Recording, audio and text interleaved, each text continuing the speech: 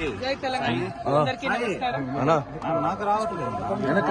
నేను గత 4 సంవత్సరాలుగా పడుతున్నటువంటి మనోవేదన ఆ స్వామివారి దయ వల్ల మరి కంప్లీట్ గా నేను ఏదైతే చెప్తూ వచ్చాను, సత్యం నా వైపు ఉంది, న్యాయం నా వైపు ఉంది, భగవంతుడు నా వైపు ఉన్నాడని చెప్తూ వచ్చాను. అదే నిజమని రుజువు చేస్తూ కంప్లీట్ గా కోర్టులో మరి క్లీన్ చీట్ రావడంతో స్వామివారికి కాలినడకన వచ్చి మొక్కు చెల్లించుకుంటానని అనుకున్నాను. దానికోసం ఇవాళ ఇక్కడికి రావడం జరిగింది. నిన్న కాలినడకన కొండకెక్కి ఈరోజు పొద్దున్నే స్వామివారి దర్శనం చేసుకోవడం జరిగింది.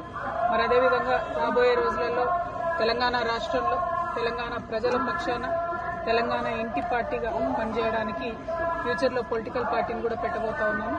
కాబట్టి దానికి కూడా ఖచ్చితంగా స్వామివారి ఆశీస్సులు ఉంటాయి, దయ ఉండాలని చెప్పి కోరుకొని మరి వాళ్ళు దర్శనం చేసుకోవడం జరిగింది. నేను ఎప్పుడు తిరుమలకు వచ్చినా ఒకటే కోరుకుంటాను, తెలంగాణ రాష్ట్రం బాగుండాలి, తెలంగాణ ప్రజలు బాగుండాలి, ఆంధ్ర రాష్ట్రం బాగుండాలి, ఆంధ్ర ప్రజలు బాగుండాలి. రాష్ట్రాలుగా మనం విడిపోయినా కూడా ప్రజలుగా కలిసి ఉండాలి, ప్రజలందరూ బాగుండాలని మనస్ఫూర్తిగా కోరుకుంటాను.